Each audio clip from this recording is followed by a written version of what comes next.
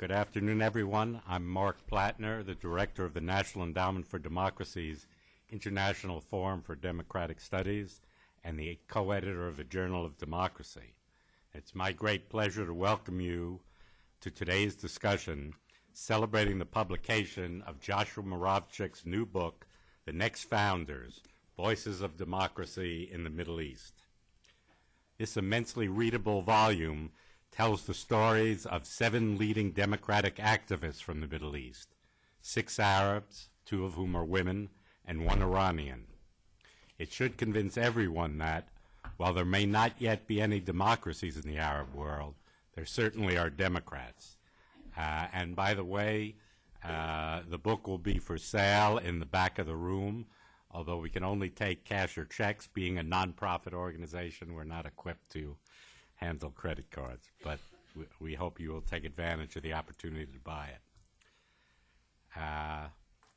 Josh Muravchik's book inevitably raises the question of whether the kinds of people that he profiles are those who offer the best hope for a democratic future in the region.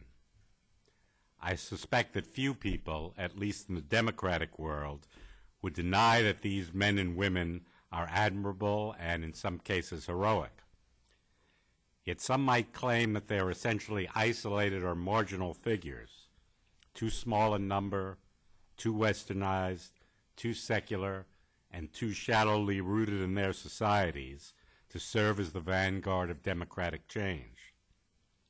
According to this view, the religious, historical, and cultural traditions of the Middle East make the region somewhat infertile soil for Western-style democracy, and therefore the more likely path to an eventual democratic dispensation would be via Islamist parties or more culturally conservative leaders who can gradually bring their countrymen to accept democratic principles and practices by clothing them in more traditional garb. Of course, this dichotomy is not as stark as I've just presented it, but it does, I think, help to underline the potential for serious and legitimate disagreements about which sorts of individuals and groups democracy promoters should give priority to in seeking to advance their cause. To discuss this question, we're very fortunate to have with us here today not only the book's author, Joshua Muravchik, but also 3 commentators who are highly qualified to discuss his book and the issues that it raises. Let me briefly introduce all of the members of the panel in the order in which they will speak. Joshua Muravchik is a fellow at the Foreign Policy Institute of the Johns Hopkins School of Advanced International Studies. He's the author of 8 previous books, including Heaven on Earth, The Rise and Fall of Socialism, published in 2001, and Exporting Democracy, Fulfilling America's Destiny, published in 1991. And he's also published almost literally countless articles in major newspapers and journals. He served as a member of the State Department's Advisory Committee on Democracy Promotion, and he's a member of several editorial boards, including, I'm proud to say, that of the Journal of Democracy. On my far right, Dr. Ziad Asali, who spent many years as a practicing physician, is the president and founder of the American Task Force on Palestine. He's testified before Congress on Palestinian issues several times, and in May 2008, he served as a member of the presidential delegation to the Palestine Investment Conference in Bethlehem. He's also the founder and chairman of the American Charities for Palestine, which works with the U.S. Agency for International Development to help meet Palestinian humanitarian needs.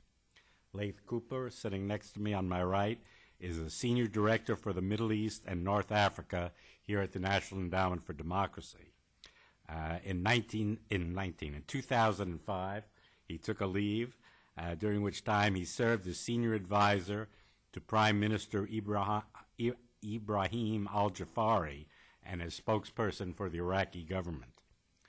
From 1993 to 1998, he had been Director of International Relations at the Al-Qawi Foundation in London. He's also served on the board of the Arab Organization for Human Rights. And on my far left, Tamara Wittes directs the Middle East Democracy and Development Project at the Brookings Institution's Saban Center for Middle East Policy. She's had previously been a Middle East specialist at the U.S. Institute for Peace and a director of programs at the Middle East Institute. Her most recent book, Freedom's Unsteady March, America's Role in Building Arab Democracy, was published to great acclaim last year.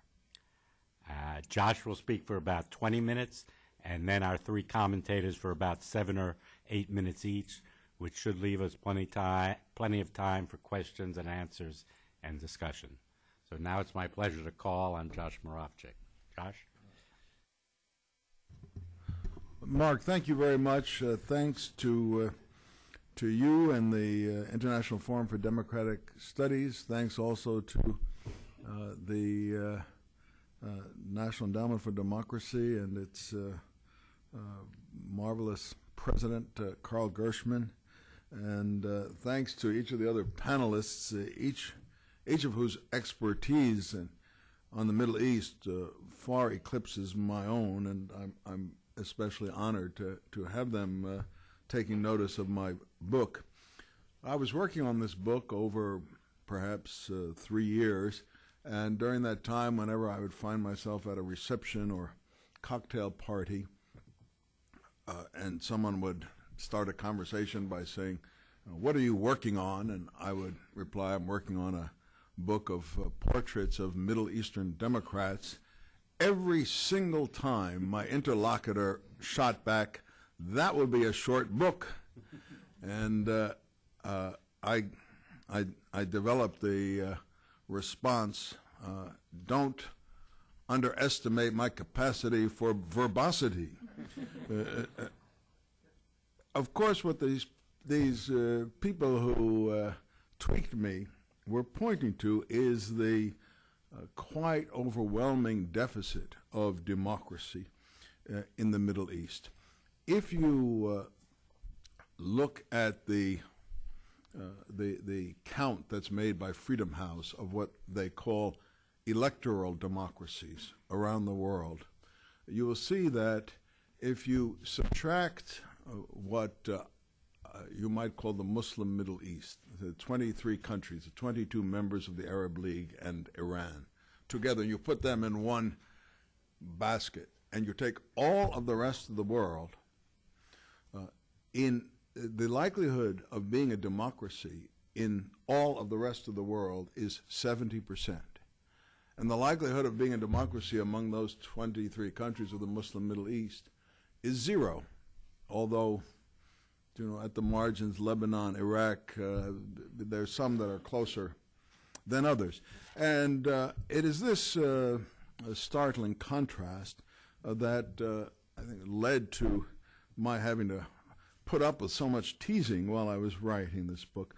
But the fact is that although there is no democracy in the Middle East, there are Democrats. First of all, we have public opinion polls which show, when asked the question, overwhelming majorities say they want democracy.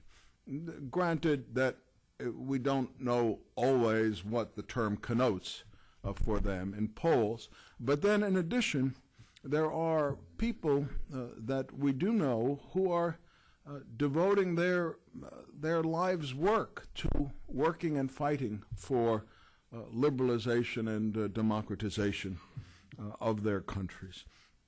And there are not enough of them, but we know much too little about them. And they are not unique. They exist in the hundreds or thousands. We wish they existed in the hundreds of thousands. But we also have a lot of evidence that their views are more widespread among the younger generation that's coming up than it is among the middle-aged generation of the people that I've written about in this book. And these people are the analogs of the Sakharovs or Valences or Havels, or to put it in American context, of the Medgar Evers's, James Meredith's, Rosa Parks, and their like, who were also few in numbers, all of them at some earlier point in their struggles.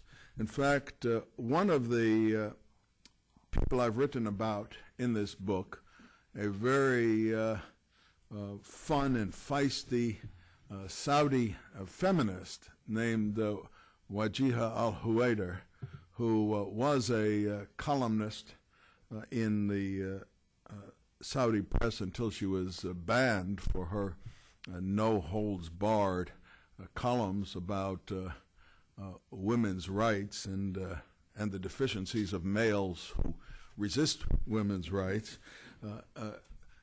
Often also wrote under a pseudonym, and one of the pseudonyms she used frequently was Rosa Parks. Let me tell you a little more about some of these other individuals. The reason I want to is because not only are these admirable and brave people, and they are at a point in their struggle in which, like Rosa Parks and Medgar Evers and Sakharov and Wałęsa, where they do what they do at great peril to themselves. They've been to jail. They've certainly been subjected to relentless calumny and abuse, and in several cases their lives have been endangered, and there have been attempts against their lives. But in addition to being brave, they are already making an impact on their respective societies that's not so small. And here is where I'm inching toward more directly answering the question that Mark put at the outset as to whether these Democrats are really able to constitute a force that can have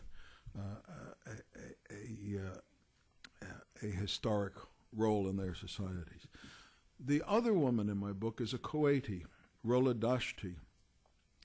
An interesting thing I stumbled upon in interviewing both of these women and getting their life stories is that in both cases, the driving energy behind their activism for women's rights was a sense that their mothers' lives had been ruined by polygamy.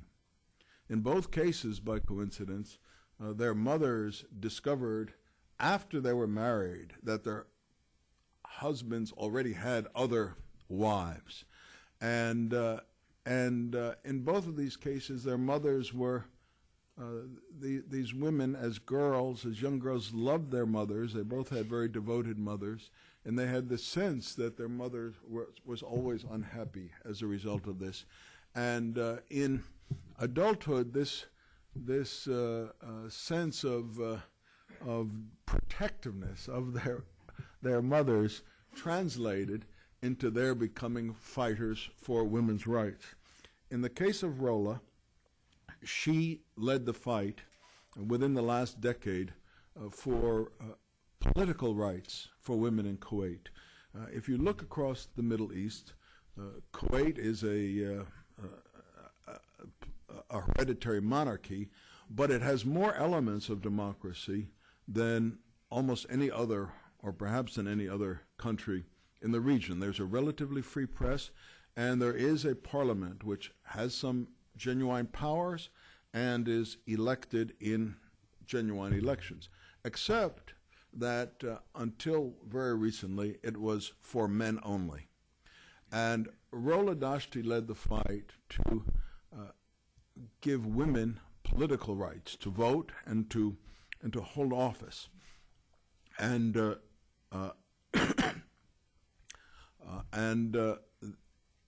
that fight reached its culmination in 2005 with the passage of a law that most elegant piece of legislative drafting. It amended the existing election law in Kuwait by deleting one word, the word men. And by that stroke of the pen, women had completely the same political rights as men. Immediately on the spot, there was a press conference, and the reporters asked Rola, "What are you going to do now?" And she replied, "Run for office, of course." And she did, and she came close but lost. And this year, she actually came close but lost twice. But this year, the parliament was deadlocked. The emir dissolved parliament and called new elections, which were held in May. And in those elections, Rola and 3 other women were elected. This was not elected to seats that were reserved for women. All 4 of these women were elected by defeating men. And it is a landmark for Kuwait that I think will also reverberate in other countries in the region. Let me mention another example, and that is Mithal al-Alusi, who is the Iraqi I write about in this book. He was an activist in the Ba'ath youth movement at the time that the Ba'ath party itself had newly come to power, had a small number of members, and therefore he was in a position of responsibility at a very young age. But he got to see right up close the grievous brutality of the Ba'ath. It just happened that his best buddy in the Ba'athist youth movement was a protege of one of the toughest, ugliest figures in the new regime, and was given the role of warden of one of the worst prisons. And he invited Mithal to be his deputy, which something Mithal did not accept, but he, in the course of visiting that prison, saw with his own eyes how bloody this new regime was, and it started him rethinking his commitment to Baathism. He eventually left Iraq. He lived many places. He spent 2 decades in Germany in exile, and then returned to Iraq after the overthrow of Saddam Hussein. You've probably all read about him, because then in 2004 he became the first major Iraqi figure to visit Israel. And this created quite a stir, and in one of the many attempts against his life, his 2 sons were killed. His car was ambushed and it was shot to pieces, but he wasn't in it. His 2 sons were, and they both died. But he has continued his defiance and his stalwartness, amazingly, despite that kind of blow. He was expelled on the spot from Ahmed Chalabi's party for visiting Israel, and so he formed his own party and outpolled Chalabi and has a seat in the legislature.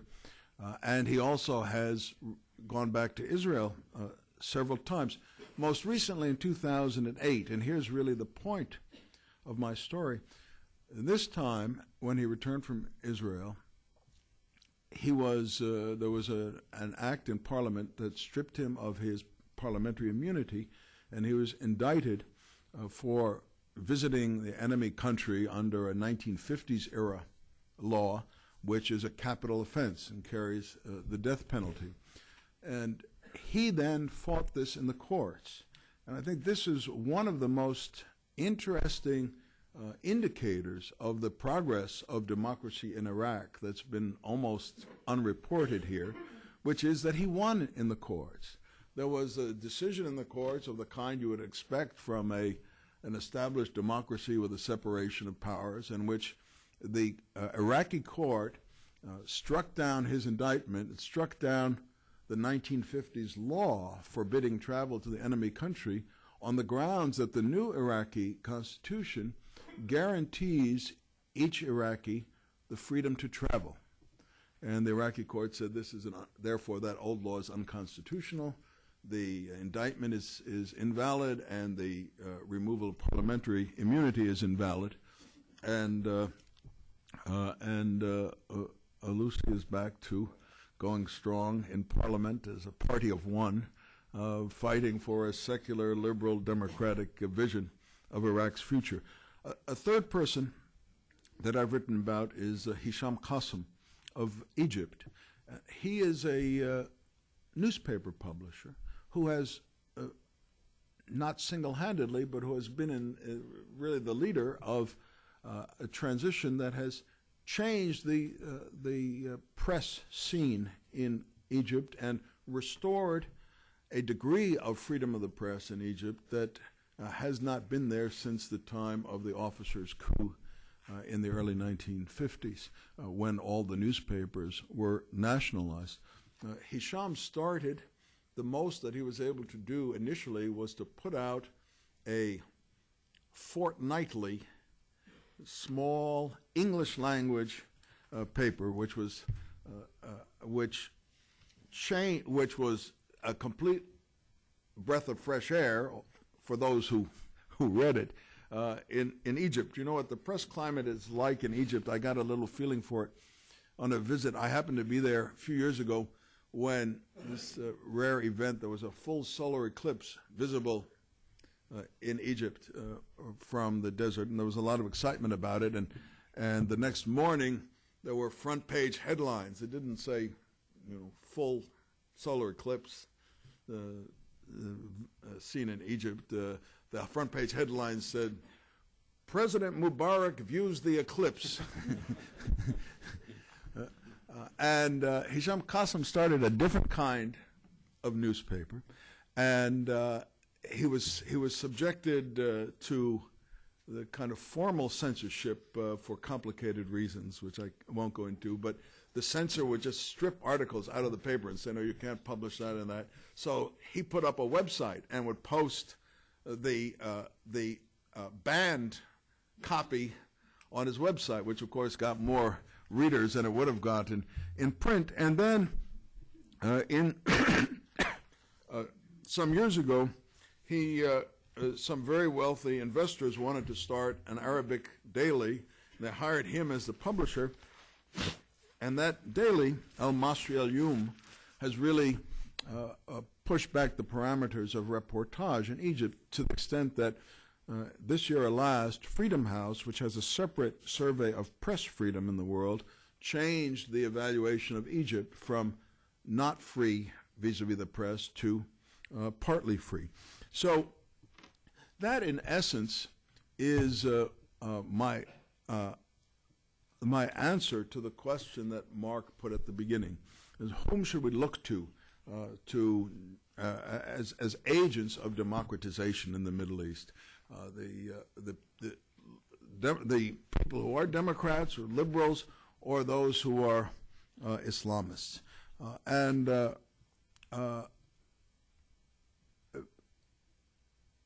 To me, it seems obvious that the people who are going to be the force for democracy are people who believe in democracy. And some Islamists may, and if they do, they also deserve our support. But I think it's worth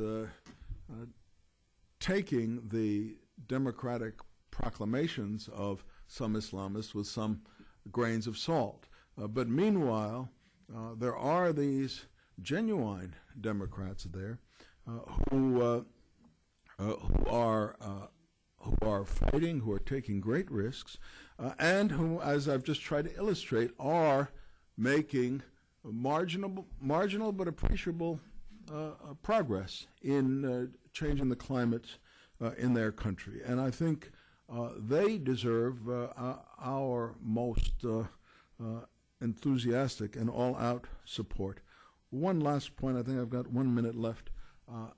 This, of course, makes me unhappy with the Obama administration's apparent lack of interest in democracy in the Middle East. But this change can't only be blamed on one side of the aisle. The Bush administration, which started out gung-ho on this subject, then very dramatically trimmed its sails and pulled back. And the Bush administration did so because it panicked after the elections of 2005, when the Muslim Brotherhood scored well in Egypt and Hamas won the elections in the Palestinian Authority. But when I say it panicked, I mean that if you stop and look at the elections in the Muslim world since then, in almost every one where there's been a contest between radicals or Islamists and moderates, the moderates have been winning. They've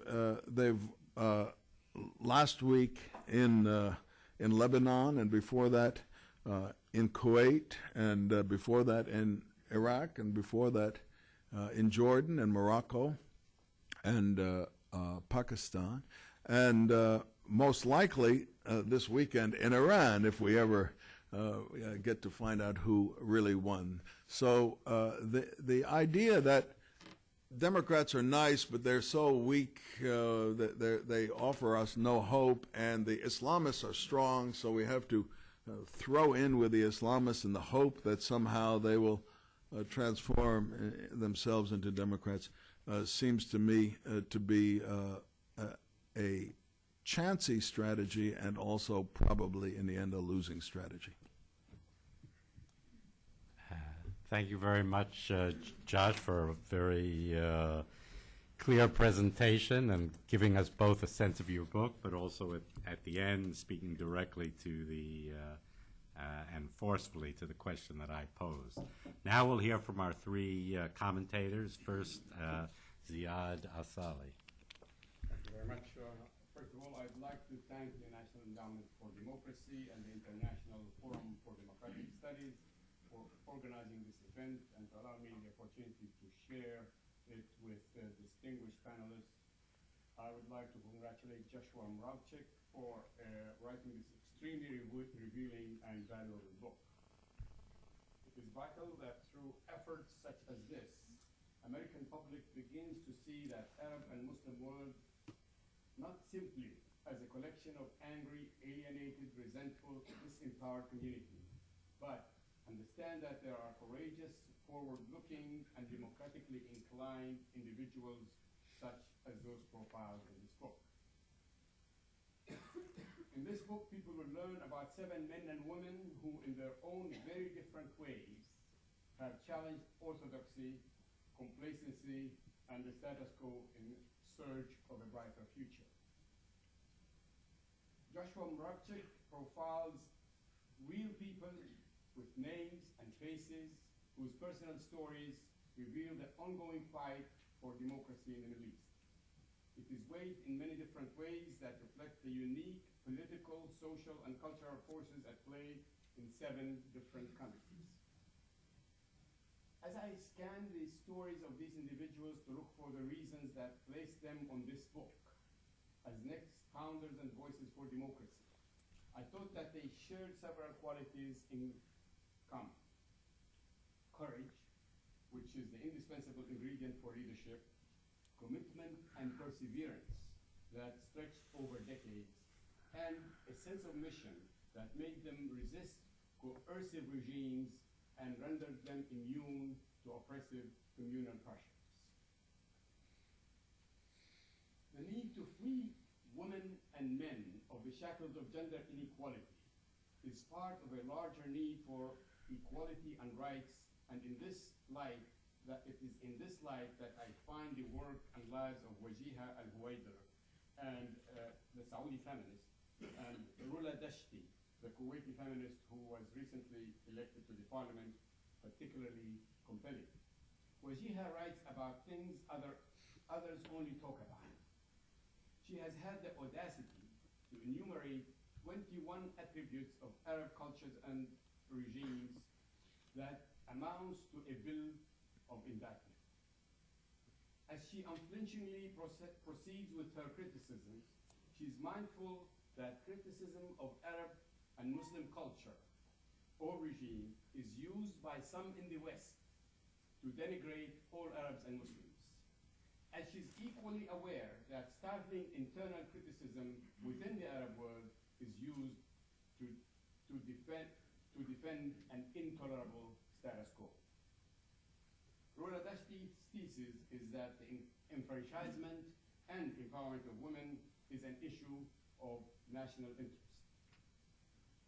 The argument that the failure to include women as full citizens limits a country's human resources, which they can ill afford, is one that no thinking individual can possibly refute.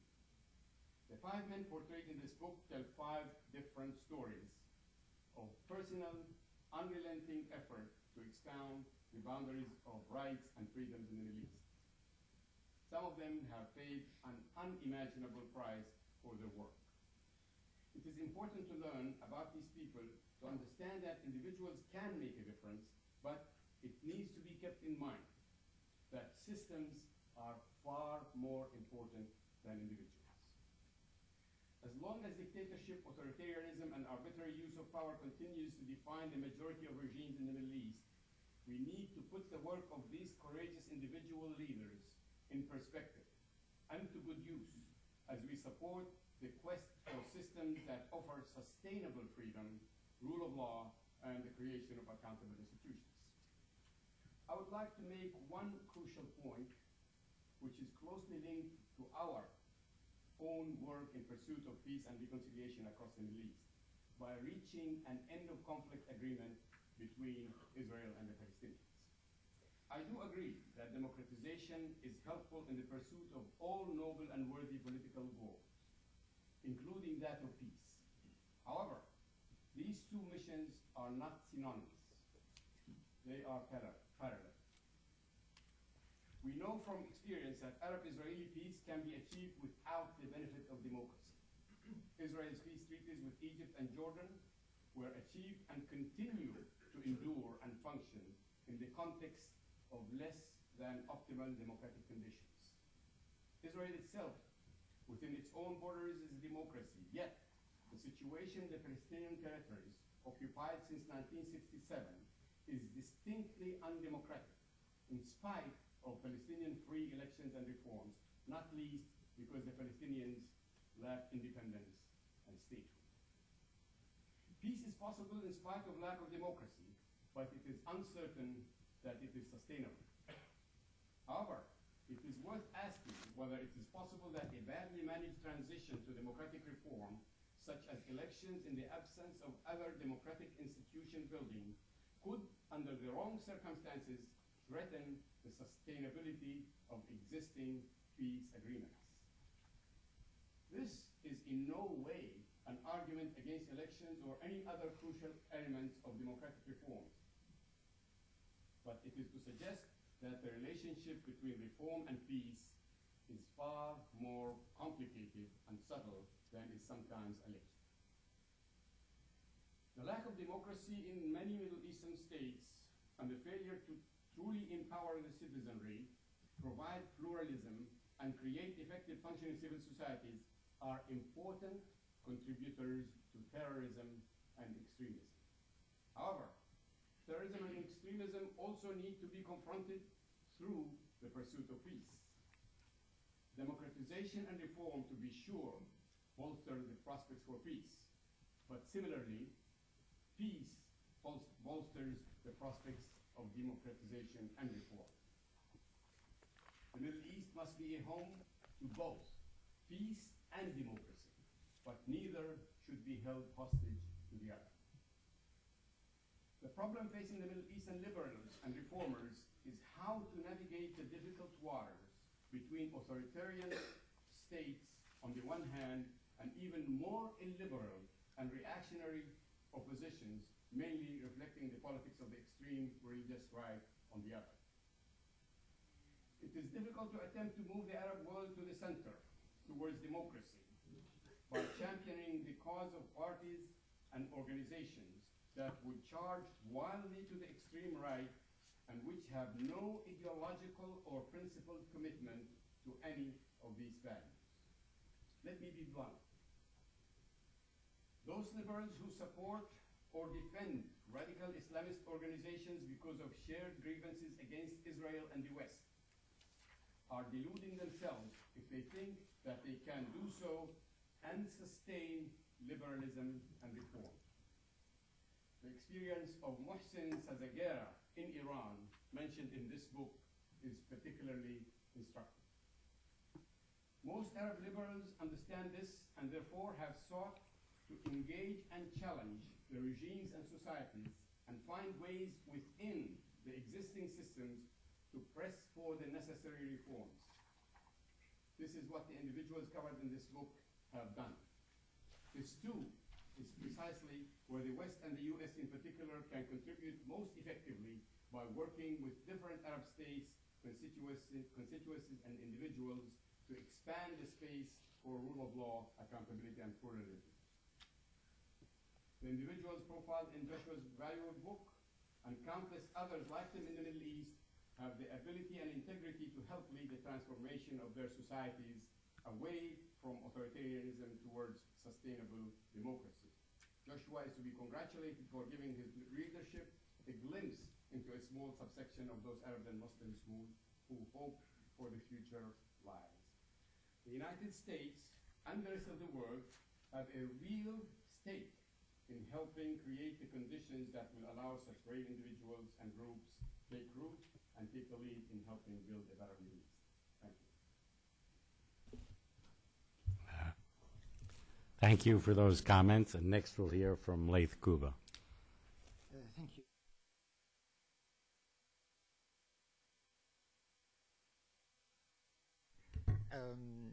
You're an excellent storyteller, and I think it's very brave of you to try to explain to readers a very complex situation through the voices and the narratives of 7 people. And I think you did an excellent job in introducing the complex issues. I'm not very sure if we have any clearer answers to where the region is going.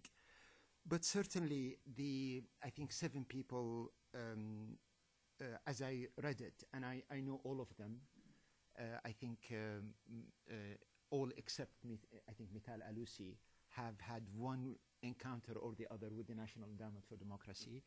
And of course, I know the topics and the regions, and I read with most interest, and I learned a lot, even about Iraq and about through reading that narrative. So I think it's excellent and it's entertaining. But I think very much you, maybe through reading the introduction and the conclusion, you do make a couple of sound points. And the number one and the loudest and clearest is that people do matter. And if democracy was to come to the Middle East and flourish, then we do need to look at people with the right qualities. And I think a second important message, that change has to come from within these countries. And that if it has to come from within, we'd better look at the people who will bring those changes. But I think in your conclusions, I tend to agree with some of the main points you've made. No question that their exposure to the US education to the West is beneficial, and I think it's critical. However, I do believe that we need to look at how democracy can evolve and what support we ought to give to the region through more complex views. There is no question in my mind, despite the bleak picture, that the region is heading towards change. The fact that the media barriers have fallen down. We are living in a digital world. The fact that the citizens themselves are more aware, their needs are increasing, their exposure is wide open. And I think that we have a different population, especially amongst the youth. And I do believe that the economies in all these countries are not sustainable without fundamental reforms. And all this puts the issue of democracy and reform on top of the agenda. And what we're seeing in Iran today, I think it makes a point.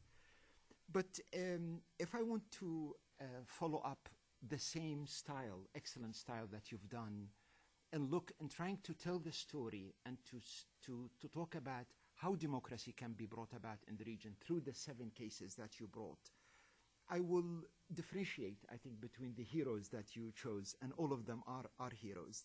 They're all risk takers. I think they're all most interesting. They all have an element of being self-critical to their own cultures, to themselves. They're all self-assured. They evolved. I think all these qualities are there. And that makes them very interesting to read. But from a democracy point of view, who is most relevant and who isn't, especially bearing in mind the title of the book, Founders and Voices for Democracy or Democrats. I think I'll differentiate and look at the issue in three areas. The first area, where you've covered three cases, absolutely outstanding, and I think they tell the story, is Hisham Qasir in Egypt, a journalist who, Hisham Qasim. Hisham Qasim in Egypt, he's a journalist. Very much you look at his biography, how he evolved into this field, very committed, consistent, integrity. I think you look at all these qualities, and most important, he worked on a sector, which is media, knowing its importance, sticking to its ethics, really pushing the envelope in a very smart way, and you can say at the end of the day, this person advanced the freedom of media. He created one of the first independent successful newspaper and is about to create the second one. And I think a second person is Bassem Eid. And I think, again, with his complex upbringing and the way he was raised, but you do look at a person who's a Palestinian living both lives, being under and living in Jerusalem, having an Israeli, I think, citizenship, I think, or an ID card. But at the same time has to combat violations of human rights irrespective where they came from.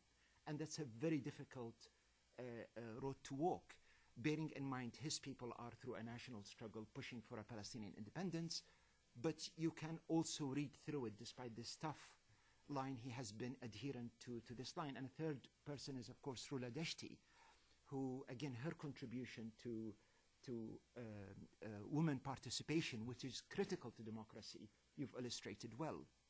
I think the other two characters, I would look at them more of pushing the envelope on the culture, which is broadly speaking related. I'm not talking here about the political culture. I'm talking about the culture in very broad terms. And I think they would make outstanding examples of people who push for liberalism and individualism, and I think I can use them as a... You should tell us which absolutely.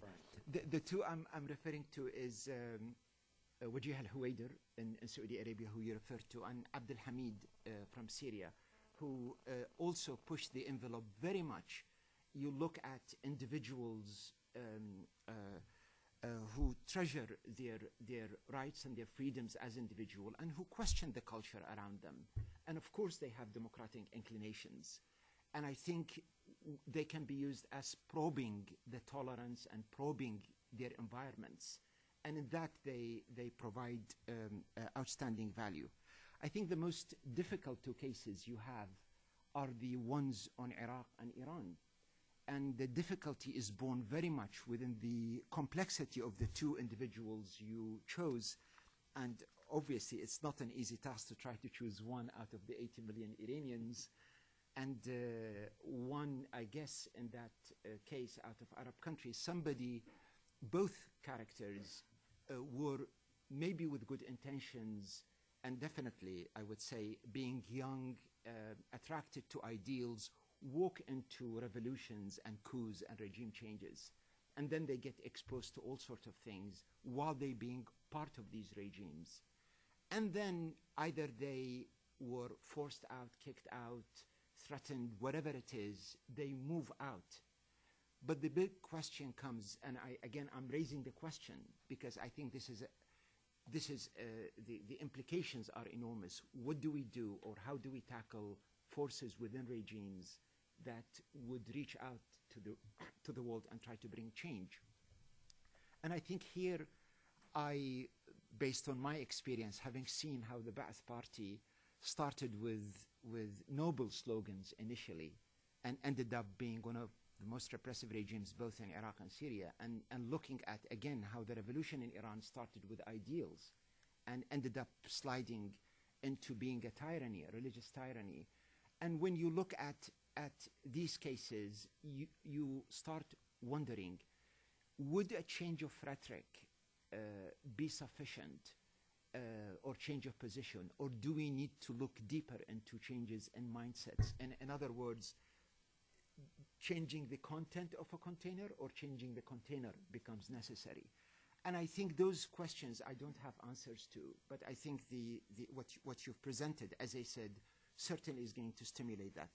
If I have maybe one last minute, if I want to sum up, and as I said, it's through reading the book, I was trying to read your mind on how you see a democracy can be brought up to the region. And again, it is most difficult to try to simplify such a complex question with a simple formula. But if I was forced to simplify it, I would not focus on the individuals who I would pin on all the hopes on. I think I would look at what we have currently really is strong currents of people pushing for democracy and reform on one hand, and regimes that are stagnant. Maybe they adapt a little bit here or there, but in essence they're stagnant, and they're stagnant not because only of culture, but because of the security agencies, because of the guns they have, because of the money, their control over the state. And I think our overall approach in supporting those voices that are pushing for democracy need to look at beyond supporting individuals. We need really to open up the space. We need to use all the tools we have within international law to force some changes. And I think that would complement and give a breathing space where we would see many, I think, of those voices and examples flourish in thousands or hundreds of thousands. Thank you, Laith. I counted on you to inject some controversy into the proceedings. So now I'll turn to Tamara Wittes. Thank you, Mark. And it's an honor to be here to help launch The Next Founders, not just because, as you've already heard, it's a wonderful book and a wonderful read, and not just because I'm fortunate enough to call Josh a friend, but also because Joshua Muravchik is someone whose work I've read and admired from years back when I was in grad school. And since I've had the pleasure of learning from him for so many years, it's really a great delight to be here to help him send a new bit of his wisdom and insight into the world.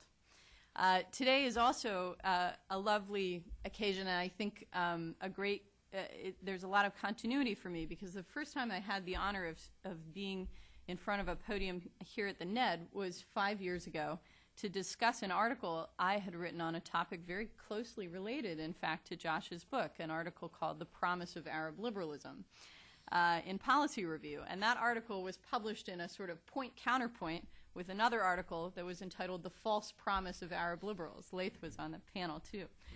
And here we are. It's 5 years and one presidential transition later. And I think in many ways, in Washington, we find ourselves facing essentially the same questions that we were addressing 5 years ago. Number one is the small number of courageous, isolated, but outspoken liberals in the Arab world.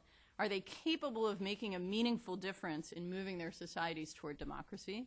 And number two, is the United States able to help these individuals in any meaningful way? Or does our support essentially prove to be a kiss of death for them in one way or another?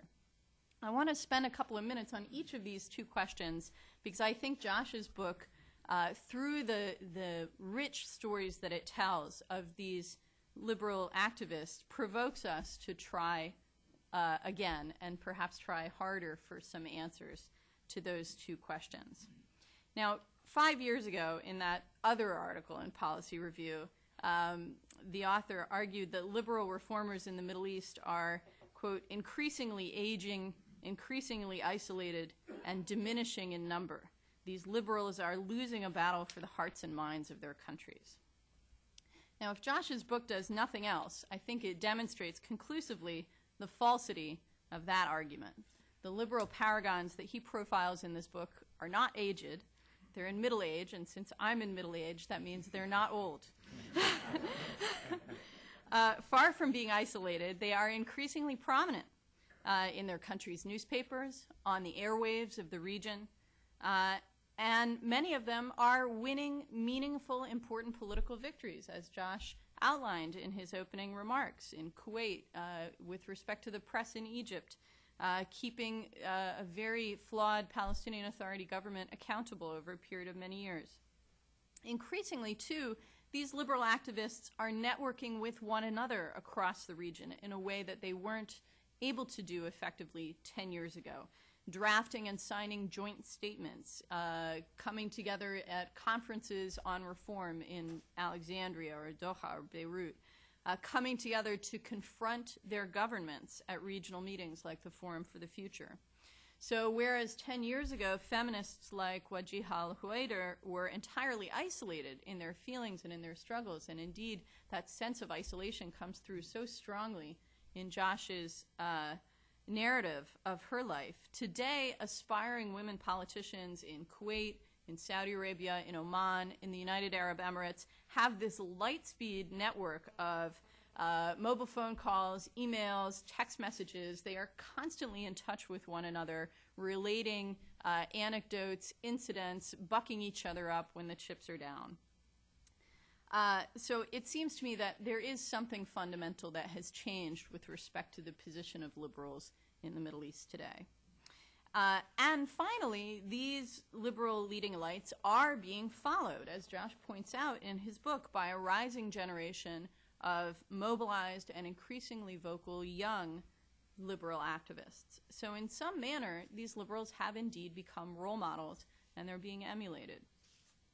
I think it's worth asking ourselves what the characteristics are of these activists that make them persuasive advocates for liberal ideas in their local contexts, and that make them effective at creating real change in their own societies. And reading through Josh's 7 profiles, the one thing that came through very clearly to me is that these individuals are patriots. They love their countries, and they have a sense of ownership over their nation and over its future development. The story of Rola Dashti, who dropped out of graduate school when Iraq invaded Kuwait and put her professional and personal life on hold to help prepare and implement plans for the reconstruction of her country.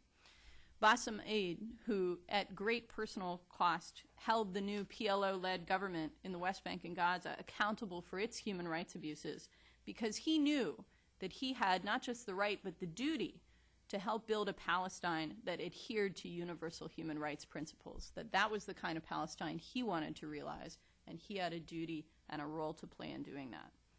I think that what Josh's profiles reveal really wonderfully is the extent to which this sincere and deeply felt love of country is essential to the impact that these liberals have. This patriotism is what empowers them personally to demand changes from their governments, and it keeps them in the game even as they are painted by their opponents as Western stooges and encouraged to enjoy a comfortable, quiet life in Western exile. I think this is very important because there's one point on which I have to confess I disagree with Joshua. He says that these individuals, and he just said it in his introduction, are the analogs of Lech Walesa or Václav Havel. In some ways that may be true, but I think that in one important way, the situation in the Middle East today is very, very different from the situation facing those liberal dissidents in Eastern Europe.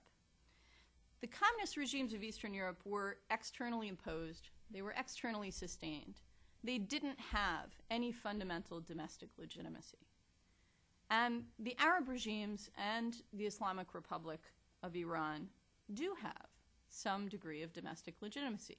It's weak, it's impaired for all the reasons that Laith stated earlier. But nationalism and anti-colonialism are still very potent forces in the Middle East. And both regimes and the Islamist opposition use those sentiments of nationalism and anti-colonialism against these democrats.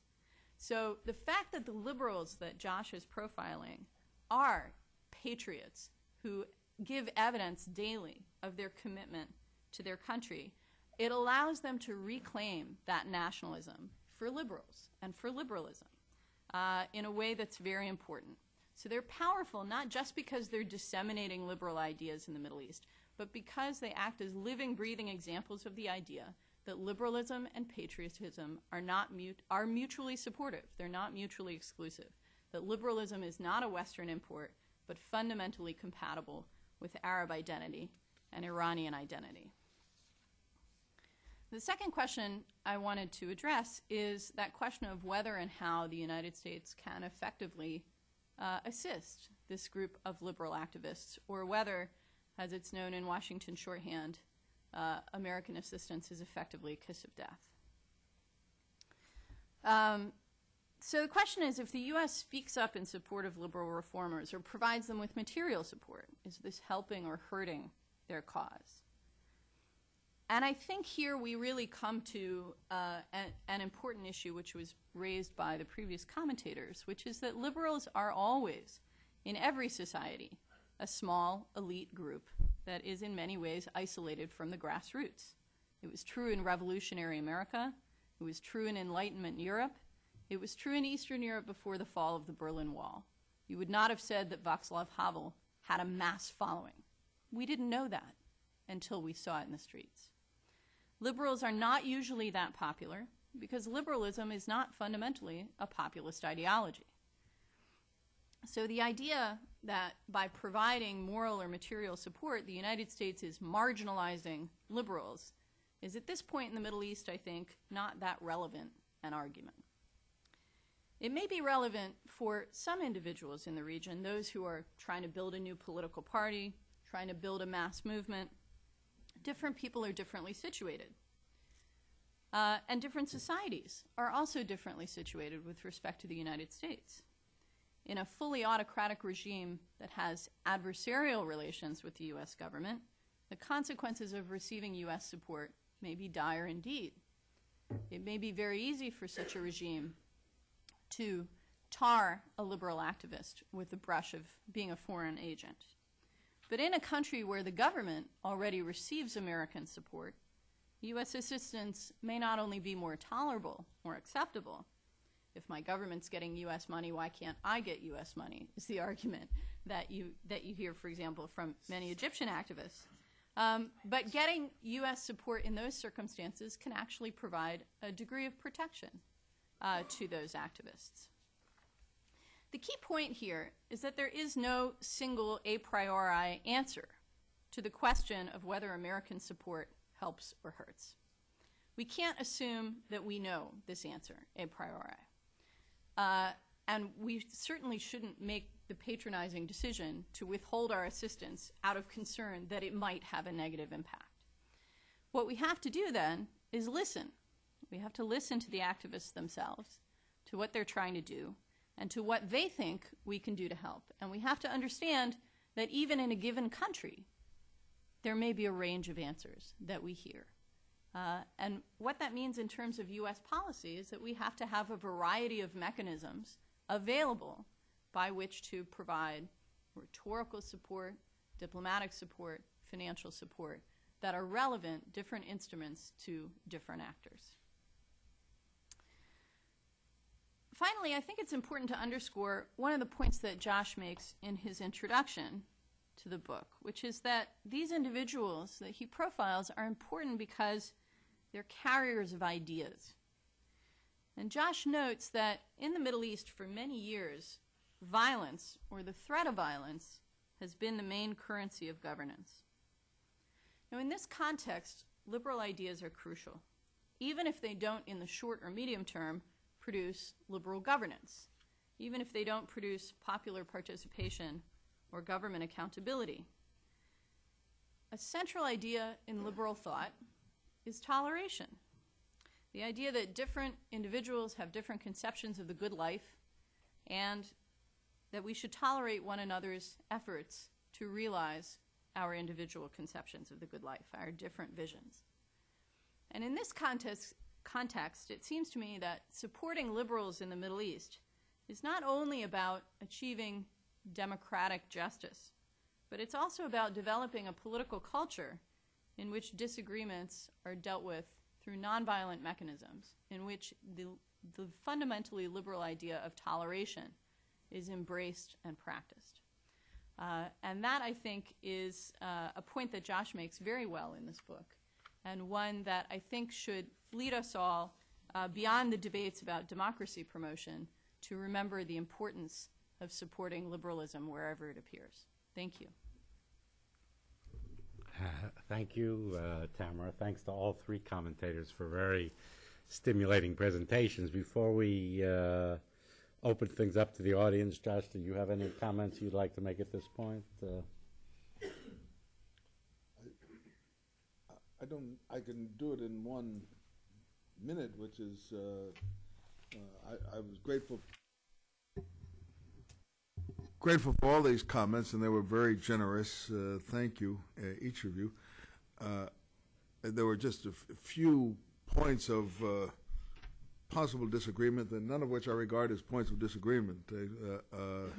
Yes, certainly,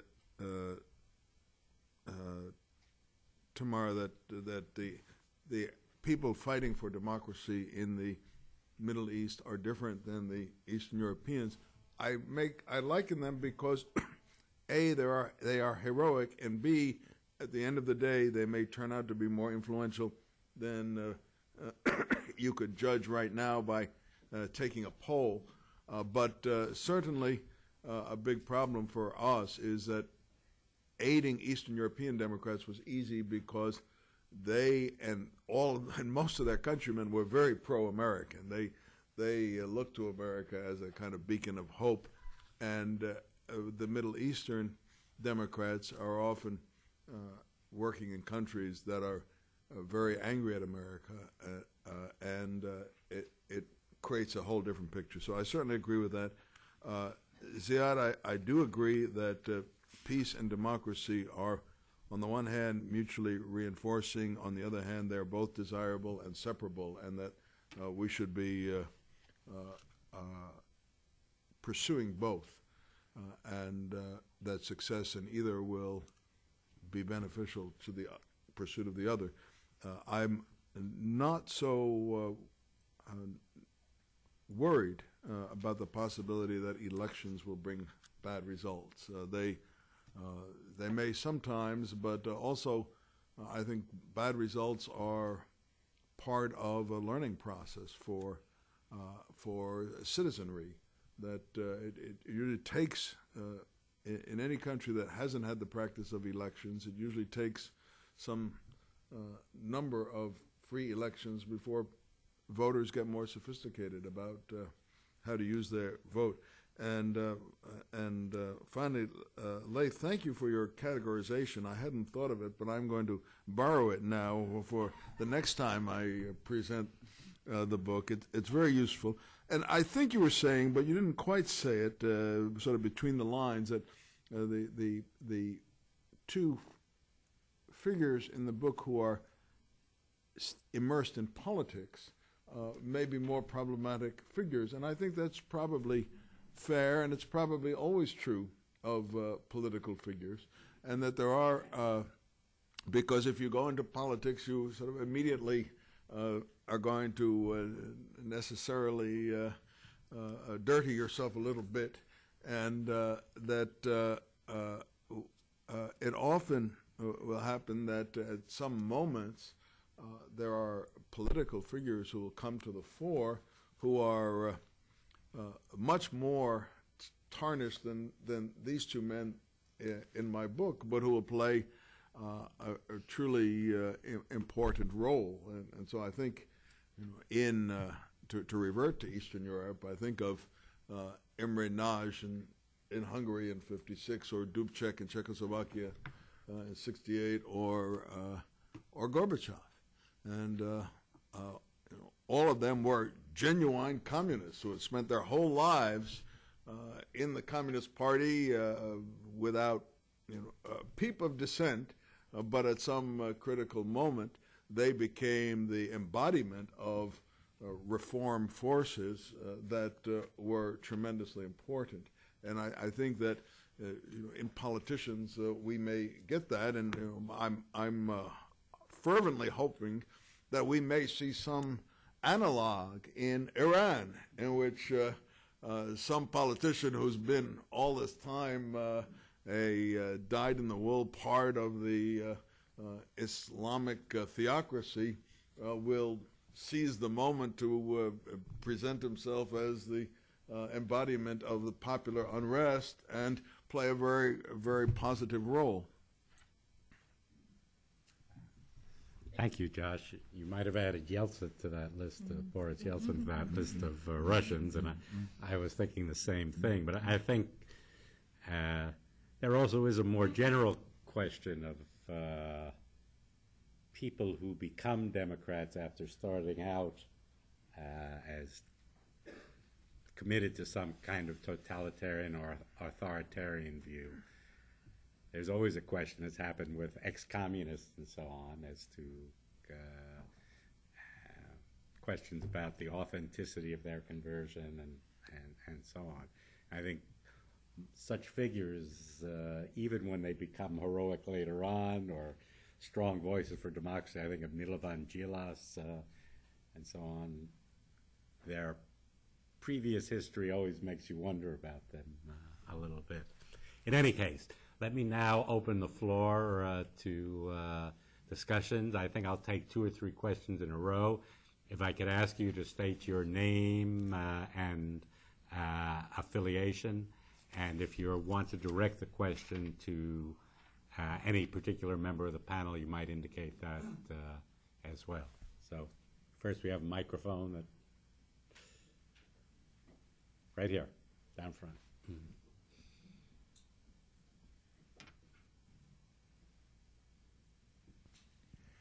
My name is Ali Abu Zakuk from the Center for the Study of Islam and Democracy. While I really enjoyed the discussion, but I have to put a few points to Josh and to the commentators also. Reading from the Gallup polls, which really is an eye-opener for many of us who work for democracy in the Muslim world and in the Arab world in particular, we find there is an overwhelming support for democracy plus an overwhelming support for Islamic law or Sharia or whatever it is.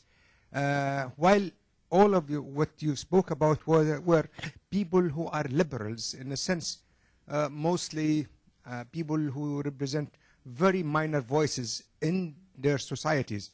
It doesn't mean, as Tamara said, usually liberals are the minorities who advocate these issues.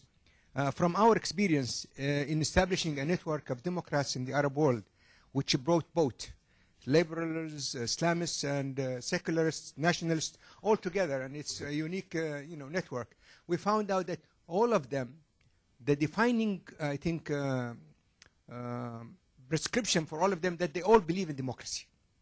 And we found that there is a yearning for democracy among all walks of life.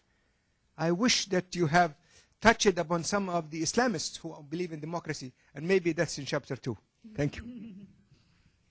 I'll take a couple. So my name is Matthew Mujib, and I am a Patkin Fellow at the Brookings. So my question is for the author.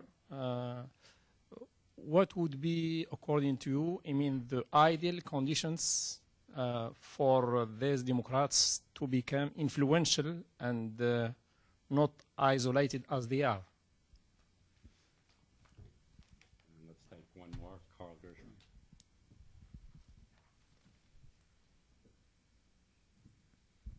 Thanks, Carl Gershman. First, Josh, congratulations on the book. I've read it and I enjoyed reading it. My question is prompted by your reference to Rosa Parks and by something that Tammy was saying about the different culture. The fact that in the Middle East, the Democrats are more isolated because of nationalism and anti-colonialism. In the U.S., the civil rights movement, of which Rosa Parks was a part, was able to play upon the contradiction that Gunnar Myrdal wrote about in The American Dilemma between the American creed and the American reality. What is it that Arab liberals can appeal to in the Middle East that might enable them to develop an effective strategy? That was the core of the civil rights strategy. Is there any equivalent of that?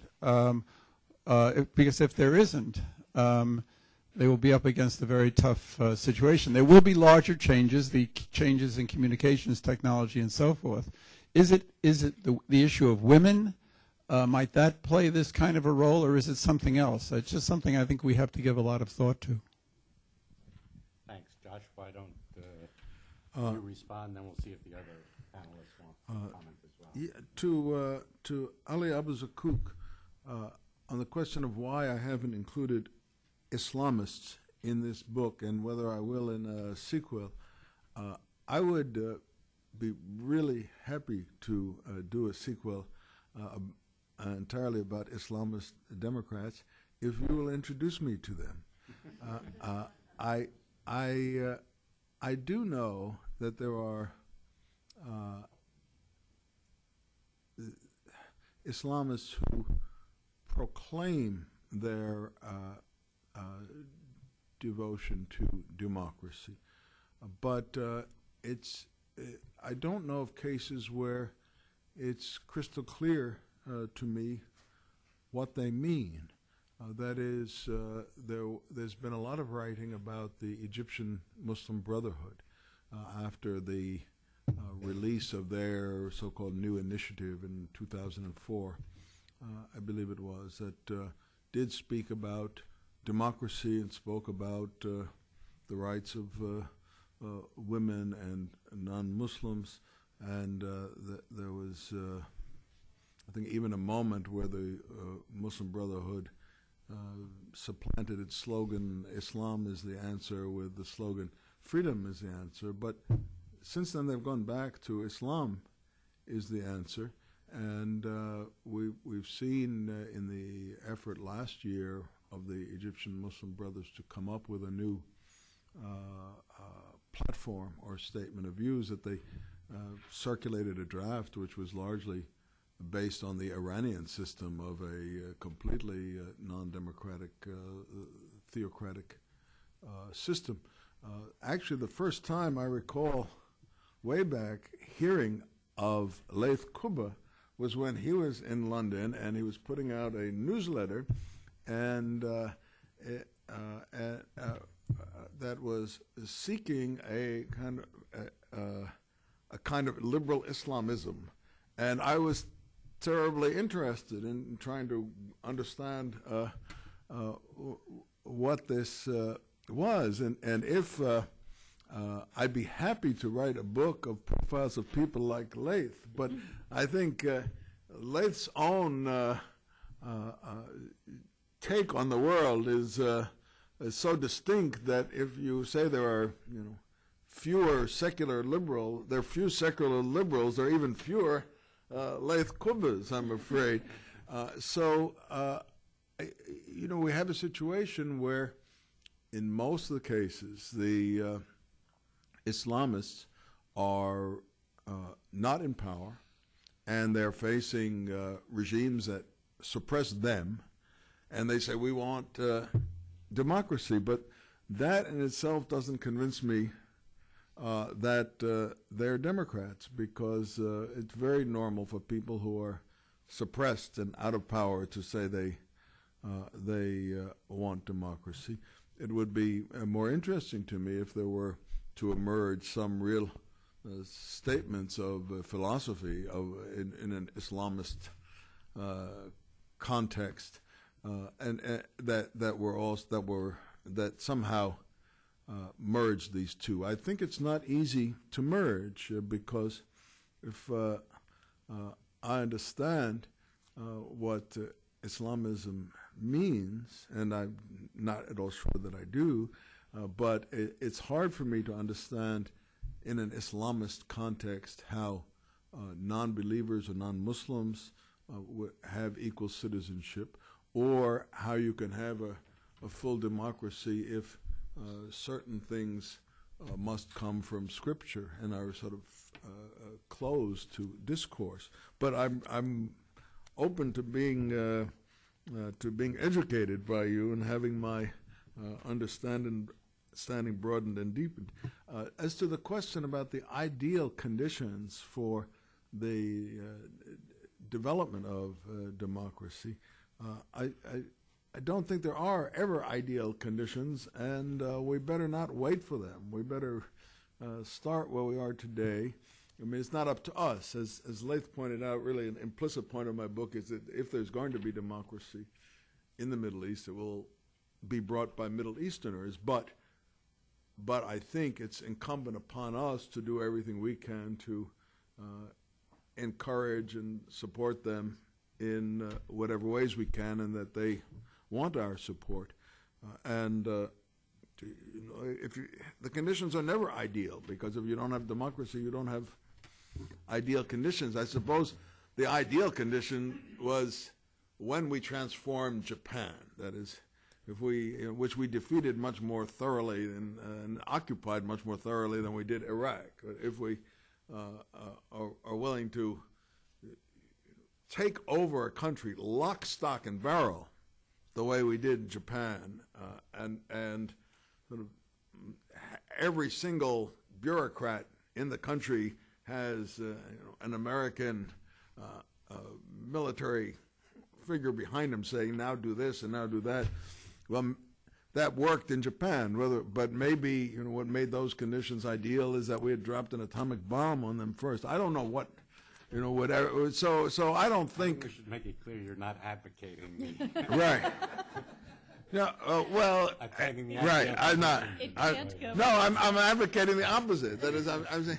I mean, literally, there are analysts who say one reason it worked so well in Japan was that Japan was completely prostrate at the time we took over, and so we could sort of mold it like clay. And my point is exactly, we better not look for the ideal conditions, because they may not be conditions that we want to replicate.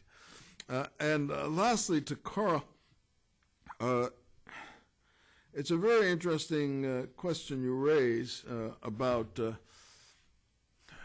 what is the sort of the intellectual ground that that this can stand, that the fight for democracy can stand on and take root in, as the American Constitution was for the civil rights movement. But I don't know that we need the analog, because we have many other countries in the world where we've seen struggles for human rights and democracy waged successfully that didn't have this same kind of symbol or this kind of thing to hold on to that the civil rights movement had in the U.S. Constitution, and rather appealing to the same thing that the people who wrote the U.S. Constitution appealed to, which was not an existing document, but was a sense of natural law, that human beings want to be free, they want to live with dignity, they want to be governed only with their consent. And I think talking from a universal perspective, that's all we got, but that might be enough. Any other comments? Yeah. I think I'd like to comment on your question. The civil rights movement is a movement that happened in one country. So it is possible within the context of the country to come up with a unifying concept. In the Arab world, there are 22 different countries, and some 56 different countries. So it is impossible to come up with a generalized view, an ideology to present to combine people and have them rally around it. I think the opposition in the Islamic Arab countries that we're talking about is defined by the power of the status quo. If the status quo is for a pro-Western country, then the opposition is Islamic, and by definition is almost not liberal, regardless of the claims of the few. It is strident and anti-democratic by definition because it adheres to the tenets of Islam. On the other hand, the opposition in a place like Iran now, which is an Islamic and anti-Western country, is more liberal by definition. So we need to actually specify for each country and rally around what we might call the Democrats in that country, and to oppose the policies in that country that are anti-democratic. So it has to be specified, and both country-specific and ideologically specific. we cannot also separate the governance system from the political realities of the Middle East. The Middle East right now is defined by a huge conflict that is unresolved. So back to the point that was made about patriotism. If these people who are Democrats are not perceived as patriotic and defending something of value and worthy of the support of their country, then they will be discredited. That's pretty much what happened, I think, to the liberal democratic movement, is they were perceived as pro-Western, not genuine, and not connected to their country. So the need, having stated that had to be country specific, the need then is to combine people who are for reform as they are for moderation on international policy issues. If such a thing is formed and it is perceived to be patriotic, then we will have something legitimate that people can support. I don't think it has happened so far. Also, I think that's an important question, and just when you raised the question, the first thing came to my mind, without thinking about it too much, I do believe where the region is heading, people want life with dignity. I mean, it's something very basic. It's nothing to do about big grand ideas or complex ideas, because conditions in most of these countries are so bad, not only because life is difficult, because of development, but lack of dignity. There is no real social contract of any kind that would preserve the minimum. And you can get away with it, or regimes can get away with it, if their population were really isolated from the rest of the world.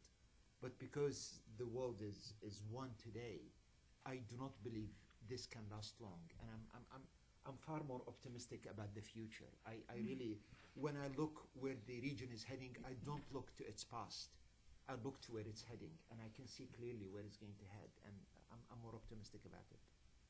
I'll just add one quick note on this, which is that it seems to me the statistic that Josh started out with is one that provides us a bit of an answer, which is that if you live anywhere else in the world but in the Middle East, your chance of being in a democratic country is 70%. There is a global norm here that has emerged.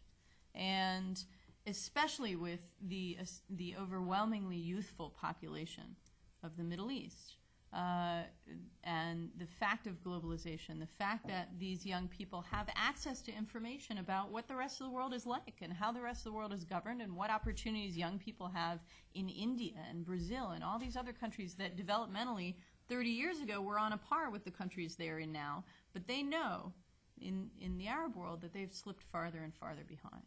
So this desire to join the rest of the world and be part of this global trend, I think, is a very powerful tool. Thank you. Other questions or comments? There's one here and then one in the back. Next one there.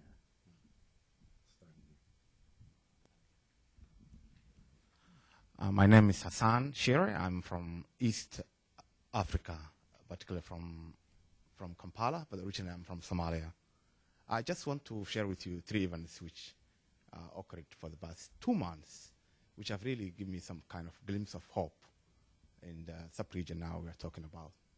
One was the launch of the Arab, Office for Center for Documentation and Training for Human Rights in Doha, Qatar, with the Office of the High Commissioner for Human Rights just launched it. And the inaugural ceremony which I attended, I found an activist, and I hope next circle, I'm not saying this one is too, but next circle also will feature activists from Doha, Qatar, from Kuwait, from Bahrain particularly, Saudi less so, because there was none at all.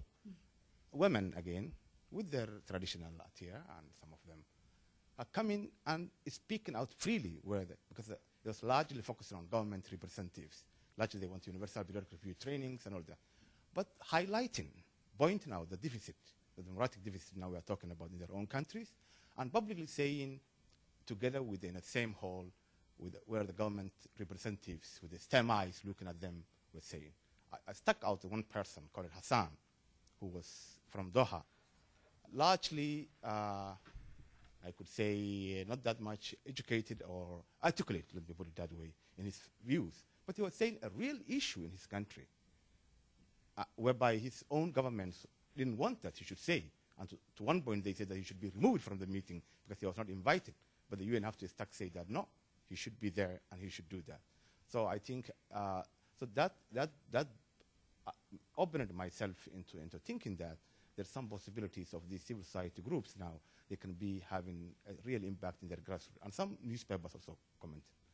The other one is establishment of two new now things which they call it Arab Commission for Human Rights, on a parallel to the Inter-American Commission or on a parallel to the African Commission on Human and People's Rights, whereby I think independent people will come and sit together, and where if the state fails the standards rights, maybe they could have a discourse in going to defend their, complaints to that commission and on OIS.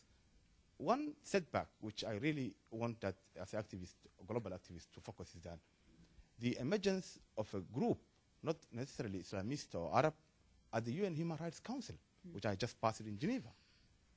And together with Russia, China, Cuba, legitimate human rights NGOs, even if they come out from the Middle East and they want to participate in the Universal Periodic Review, there was some kind of line-up of 10 or 20 Cuban NGOs, Gongos, let me put it that way, and Sudanese and others, blocking out. And the states lining up and just praising each other, saying that, oh, you have done a great job, you participated very well.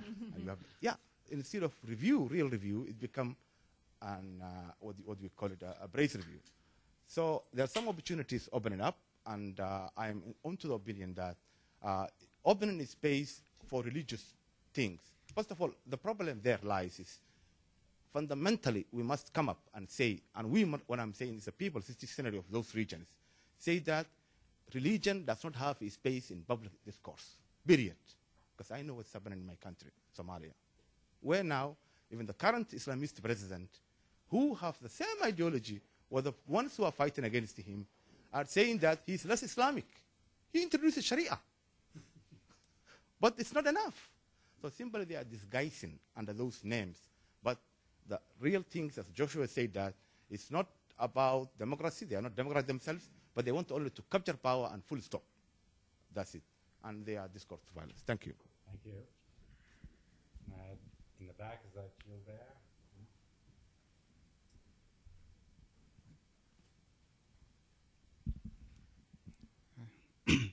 I'm Gilbert Maundonoji from Chad, Regan Fassel Democracy Fellow here at NED. I'm from Chad. Chad is in Central Africa, and we know that the most part of the country in this area are an authoritarian regime, like the Middle East country. I would like to know to what extent the lesson learned from Middle East countries should be used in Africa. That is my question. Thank you. Take a couple more right here down front, and then the woman right in the next room. Martin Klings from the German weekly Die Zeit. I have two short questions. One, you said one shouldn't be afraid of bad results. But how should the countries react that promote democracies when the elections don't go their way, like in Gaza when Hamas won, or now in Iran? You know, you could have good arguments against the Iranian election, but there is still a high possibility that the majority of Iranians still voted for Ahmadinejad, even though maybe not with this high margin. So how should the countries that promote democracy should react? And I would like to know from Mr. Kubba what makes you so positive when it comes to the future of the Mideast.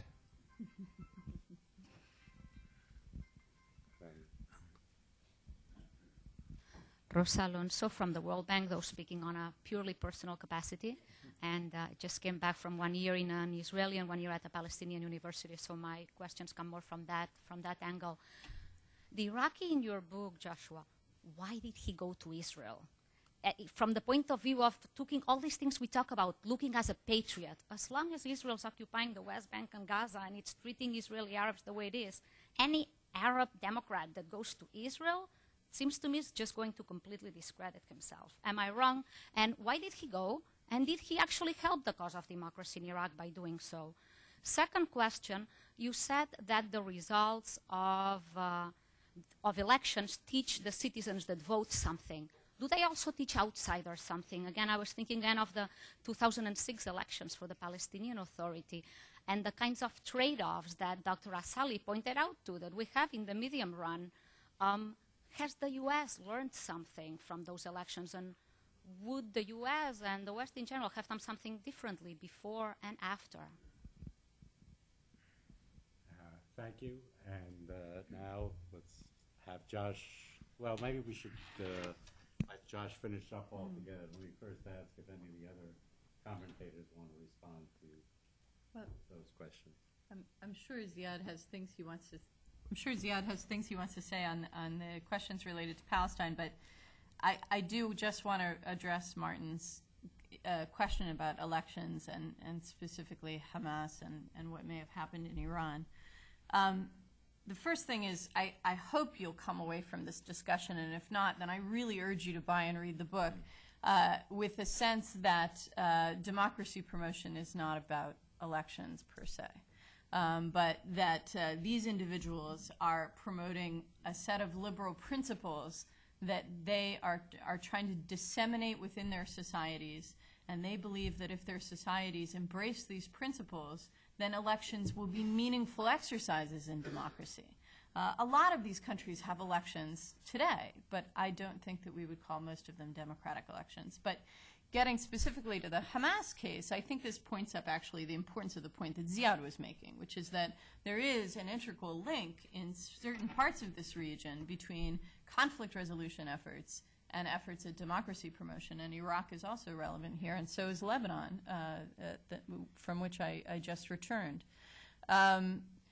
In the case of Gaza, we had an opportunity that we failed to pursue, which was an Israeli willingness to withdraw and turn over this territory to the Palestinian Authority in a period during which the Palestinians were preparing for legislative elections. All of this was known. If that withdrawal had occurred through a process of negotiation and agreement between the parties, it would have furthered the process of conflict resolution. It would have created a situation in which the removal of occupation was seen as an outcome of negotiation. Instead, since it occurred unilaterally, it was interpreted as the removal of occupation being achieved through the defiance and resistance of Hamas. And in that context, I don't think the outcome of that election should surprise anybody. Also, we failed during the period leading up to this election to effectively promote democratic ideas and practices within the Palestinian Authority so that its governance was corrupt and arbitrary and coercive. And it went to elections with a very poor record in that regard. So I really think Ziad's absolutely correct when he points to the necessity of looking at processes of conflict resolution and democracy promotion in tandem when you're dealing with situations like Palestine or Lebanon or Iraq, where you have ongoing conflict. Thank you. I pretty much agree with what Tamara said. I think, and also with the very significant point that was made by Laith. A lot of what is happening here has something to do with the very concept of dignity, a much discounted concept in figuring out the politics of the Middle East. I think the very concept of opposition in each and every country defines itself, whether it's Islamic or whether it is leftist or whatever, in terms of people who are defending their dignity more than they're defending their housing and their children and their education, etc., etc. It is not possible to divorce, say, the speech of President Obama that he made in Cairo the other days from this, deep understanding of what makes the people have a real sense of grievance, not just against the United States or Israel, but against their own governments because of their deprivation of this concept of dignity, and that's why he talked to the people. I do believe that this sort of approach would have consequences and would have a basis for support for the Democrats who are sitting there waiting to be supported on the issue of the Palestinian elections and on the issue of Hamas, etc., etc. I think I have said in my notes, it is not possible to build democracy, foundation for democracy, by forces who, by definition, are ideologically committed, religiously committed against the concept of including others as equals. This is a problem that the Iranian Revolution has outlined very clearly with all the forces that joined Khomeini in his attempt against the Shah successfully. The first people he got rid of were the Democrats. I think this is again illustrating what Hamas has done in the West, in Gaza, and I don't think anybody should be surprised. If you have a serious interest in democracy, you need to depend on the Democrats, empower them, and force the space available to them by their own governments. This is where the United States has a role. The United States is uniquely qualified to help with democracy, is to force its way through the many means available to it to make it possible for Democrats to function in these countries and develop roots. It's their obligation to come up with the defining ideologies that make them look patriotic, not sellouts. I'll try to respond, I think, directly to the question raised. What makes me optimistic? Well, it's not because I believe democracy will come to the region because people think it sounds nice, it looks nice, or for other secondary reasons. I think the trajectory of where the regimes in the region are heading are one of three. Either stay still and pressure will build up, or partial reforms, and partial reforms, I think, will reach a breakdown as we're seeing in Iran. You allow partial reforms, you end up ultimately yielding to more reforms. Or if governments insist on holding on power, and I think some of them will, it will reach a break point. It'll be messy. So I think what's driving and what will bring democracy to the region, maybe in a painful way, the pressure, the trial and error, but ultimately there is no alternative. The pressures that are building up because of the economy, because of governments can no longer control what flows in and out of the country, because they have a young population demanding. The current systems just cannot cope with it. The level of corruption that exists within them, their inability to deliver services, necessary services. And I think I do not know when countries like Gulf countries can shield themselves from democracy. The Emirates, maybe Kuwait, they can shield themselves. But I think others like Egypt or Algeria, I don't think they can shield themselves for long.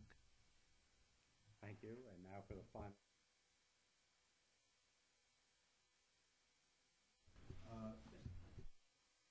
Thank you. There were 4 questions, and I have quick answers.